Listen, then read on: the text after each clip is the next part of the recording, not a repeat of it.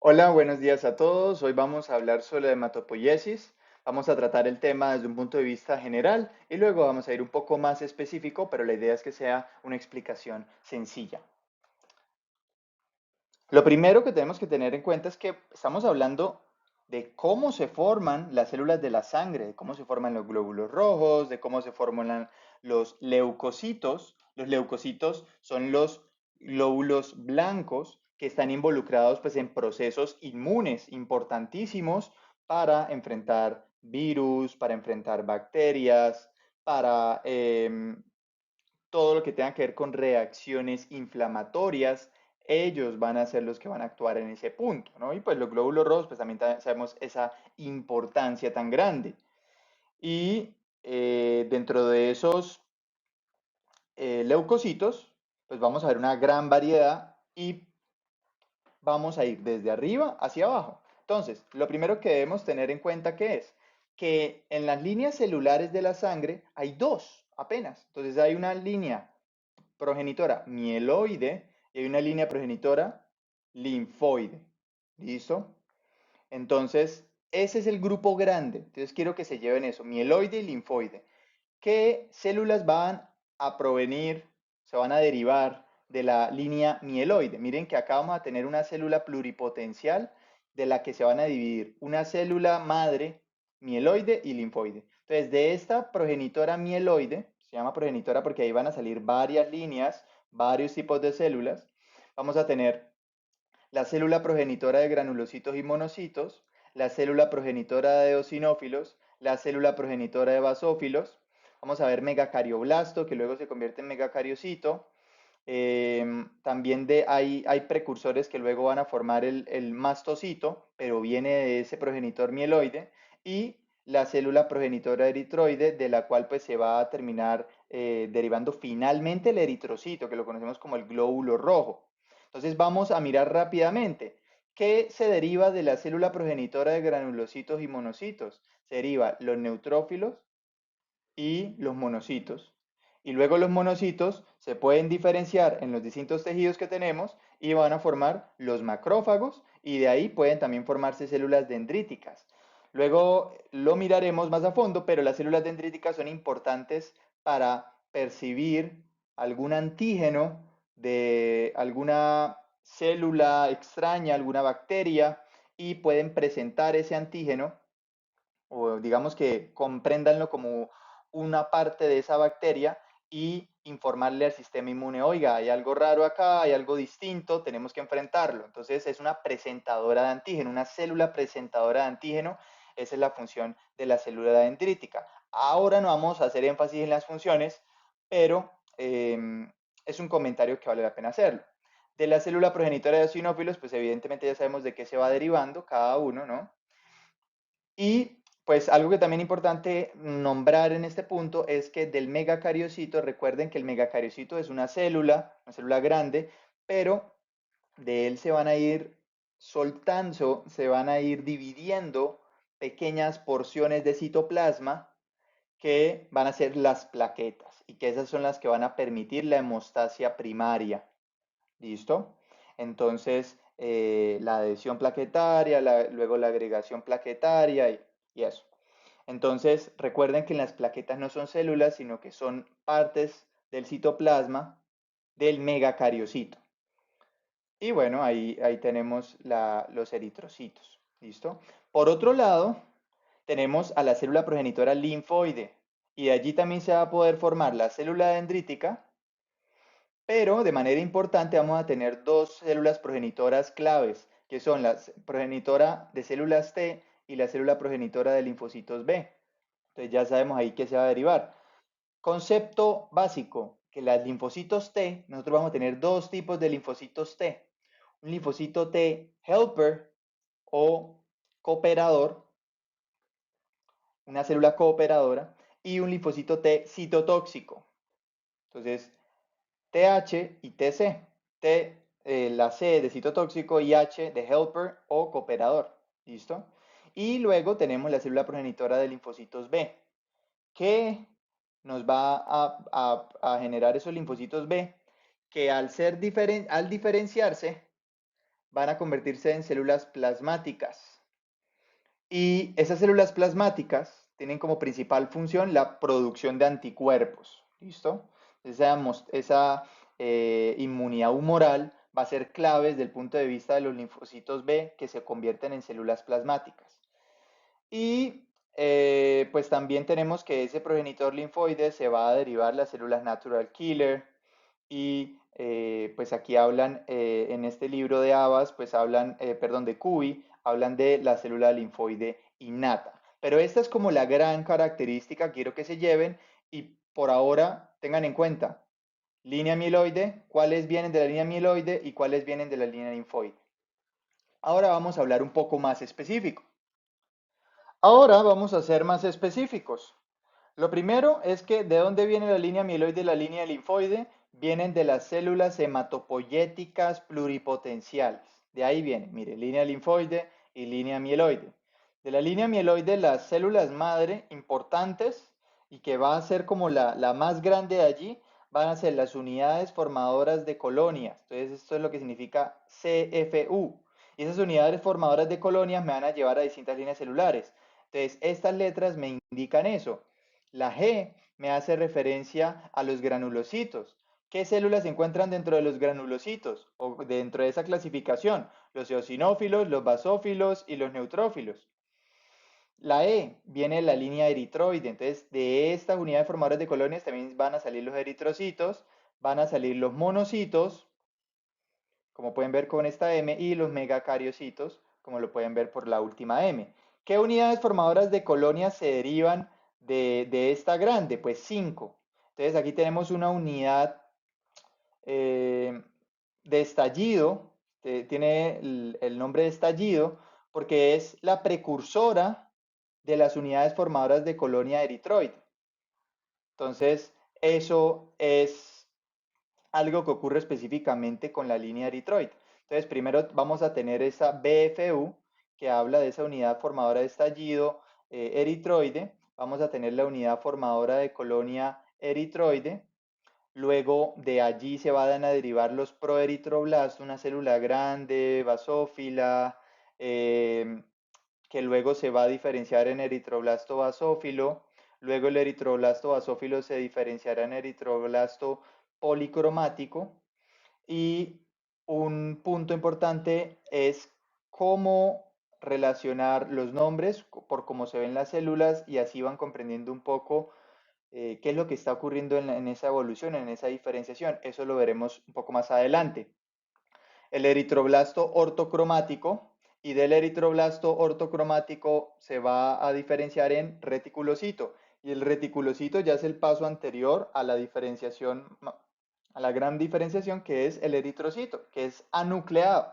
Todo este proceso es eliminando el núcleo que tiene el eritroblasto. Y cuando ya no tiene núcleo, pues ya estamos hablando de eritrocito como tal. Tenemos la unidad formadora de colonia de los megacariocitos. De allí esa unidad formadora de colonia se va a formar el megacardioblasto. Recuerden que todo lo que tenga blasto es un precursor de otra célula. Entonces el megacardioblasto es el precursor del megacariocito. Entonces luego del megacardioblasto viene el megacariocito.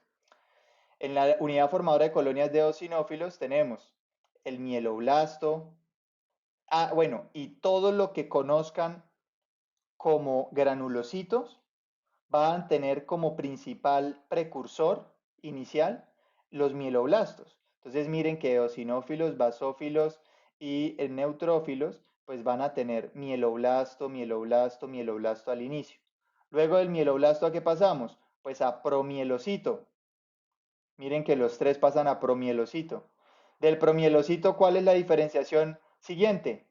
Mielocito, pues de cada uno, ¿no? Entonces miren que antes era mieloblasto, promielocito y mielocito. ¿Y qué significa pro? Significa el paso anterior a eso. Entonces, primero es mieloblasto porque recuerden que blasto significa precursor. Luego el paso anterior de mielocito, que ya es más maduro. Entonces, promielocito. Luego, mielocito, y como ya es más maduro, ya no voy a hablar en general, sino que voy a hablar de la línea celular específica a la que estoy haciendo referencia. Entonces, estoy hablando de la línea de los eosinófilos, va a ser mielocito eosinófilo. Si es basófilo, mielocito basófilo y mielocito neutrófilo, pues estamos hablando de los neutrófilos. Luego, ¿qué ocurre? El metamielocito. Metamielocito significa que está un poquito más avanzado del mielocito. Entonces ya es más maduro. Todo eso va a ocurrir también con los otros granulocitos, miren. Y luego vamos a tener una línea celular o unas células conocidas como callado eosinófilo, callado basófilo, callado neutrófilo. Esa es la precursora inmediata de las células maduras del eosinófilo, del basófilo y neutrófilo. Y lo que me indica el callado es que la forma del núcleo ha cambiado, se está segmentando y eso es una característica de maduración de esas células. Y el callado pues también lo pueden comprender como si fuera un gancho. Entonces, cuando ustedes empiezan a ver que el núcleo se empieza a curvar, se empieza como a segmentar, pues empiezan a decir, bueno, si no está tan segmentado, pues es callado sinófilo, callado basófilo y callado neutrófilo. Entonces, quiero que tengan en cuenta que cuando escuchen callado, es el paso anterior a la maduración completa de esas líneas celulares. ¿Listo? Y luego llegamos eosinófilo, basófilo y neutrófilo. Y finalmente vamos a tener la unidad formadora de colonias de los monocitos. Y de ahí, ¿qué va a hacer? Vamos a tener el promonocito, que es el paso anterior al monocito. Y va a ser muy sencillo. Va a ser similar al megacardioblasto, solo que en este caso no es promonoblasto. ¿Listo? Entonces miren que ya el pro me está diciendo que es antes del monocito, no necesito ponerle el blasto ahí. Pero en este caso del megacardioblasto, pues sí se dice así. Pero miren que en esos dos casos simplemente paso un precursor y directamente a la célula madura. ¿Listo? Eso es algo que ocurre ahí. Ahora vamos a ver la línea linfoide. En la línea linfoide tenemos la unidad formadora de colonias linfoide, de las cuales se va a dividir la unidad formadora de colonias de linfocitos T y la unidad formadora de colonias de linfocitos B. Y también de la unidad formadora de colonias linfoide se va a derivar las células natural killer. Importante tenerlo en cuenta, agregarlo acá. De los linfocitos, de esa unidad formadora de colonias, linfocitos T, pues ya sabemos que se van a formar los linfocitos, los linfoblastos T, ¿sí? Y de esos linfoblastos se van a formar linfocito T, lo mismo linfoblasto B, linfocito B. Y del linfocito B va a haber una diferenciación hacia los plasmocitos, que son las células que van a permitir pues, la liberación de anticuerpos, la producción y síntesis de anticuerpos, importantísima en esa inmunidad humoral. Entonces, eso hay que tenerlo en cuenta, pero no significa que todos los linfocitos que se generen se van a diferenciar en plasmocitos o en células plasmáticas. Algunos se diferenciarán y algunos no. Y pues tener en cuenta que los monocitos en los tejidos periféricos se van a terminar diferenciando en macrófagos. ¿Listo? Entonces, ¿de dónde vienen los macrófagos? De los monocitos que están circulando en sangre. Entonces, eso es algo que quiero que recuerden. Vamos a ver ahora algunas imágenes de cómo se ven las células y terminaremos el video. Bien, ahora vamos a ver las cosas desde un punto de vista más gráfico. Vamos a mirar la línea eritrocítica. En la línea eritrocítica vamos a comenzar con el proeritroblasto, que va a ser más grande, va a tener un núcleo bien grande, la cromatina no va a estar muy bien condensada. Pues ya luego vamos a tener un eritroblasto basófilo, que ese eritroblasto basófilo pues va a tener una mayor condensación de la cromatina y nos vamos a dar cuenta que es un tamaño, va a disminuir en tamaño, se va a madurar eritroblasto policromático y se va a llamar policromático porque vamos a ver parchados regiones moradas, basófilas y regiones un poco más claras, entonces prueba a ser eritroblasto policromático. Luego este se convierte en eritroblasto ortocromático, donde vamos a tener una coloración más uniforme. Orto hace referencia a uniformidad, poli a irregularidad. Entonces ortocromático significa que ese color del núcleo pues, va a ser mucho más uniforme y luego de este paso para convertirse en reticulocito, eh, se va a sacar o eliminar el núcleo, va a salir de la célula y pues va a quedar ahí, se va a formar el reticulocito que va a tener pues una red de ribosomas que van a tener una apariencia reticular que por eso se va a llamar reticulocito y luego obviamente ya en este punto pues hay una gran producción de hemoglobina, termina la producción esta de hemoglobina cuando se da la maduración del eritrocito y pues ya el eritrocito, al igual que el reticulocito, pues no tiene núcleo.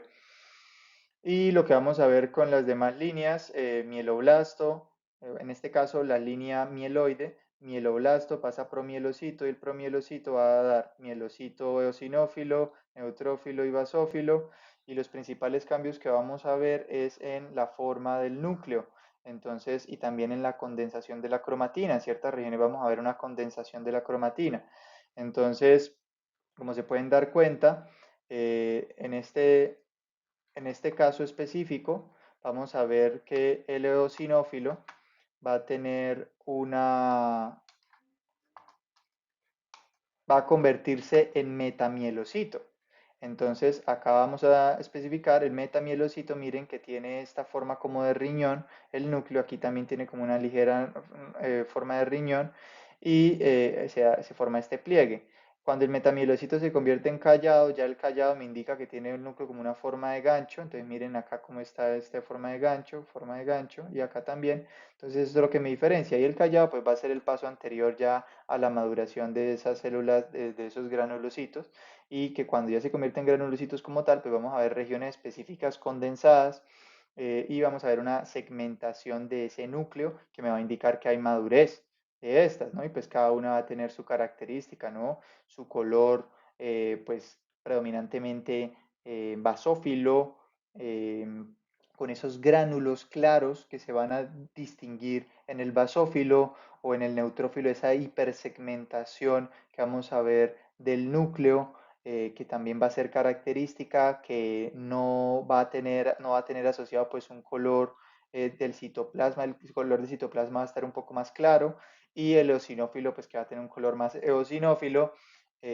más como anaranjado o un poco rosado, ¿sí? Rosado más que todo, eh, y pues que también va a tener una segmentación del núcleo importante, que cuando yo vea esa característica de esa eosinofilia, pues voy a decir un eosinófilo, ¿listo? Entonces, estas serían las características más importantes y pues recordar muy bien, ¿no? Cuando hablamos de leucocitos, estamos hablando tanto de células de la línea mieloide como de la línea linfoide y son los glóbulos blancos que se encargan de la respuesta inmune. Entonces, dentro de esos glóbulos blancos vamos a tener los neutrófilos, los basófilos, vamos a tener los linfocitos, vamos a tener los eosinófilos, vamos a tener los mastocitos, ¿listo? Y de ahí pues vamos a tener las células, luego vamos a tener ya aparte pues los glóbulos rojos y pues vamos a tener ya otras células que hacen parte de la línea mieloide, como em, vamos a tener los megacariocitos, vamos a tener, bueno, y también dentro de los leucocitos se encuentran los monocitos que se pueden convertir en macrófagos, células dendríticas. Y recordar que también de la línea linfoide, pues podemos tener, se pueden formar las natural killer y, bueno, pues ya las que habíamos nombrado, linfocitos T y linfocitos B. Entonces, esto sería todo por hoy. Espero hubiera sido claro y cualquier duda la pueden comentar abajo y si les gustó, pueden darle like y suscribirse.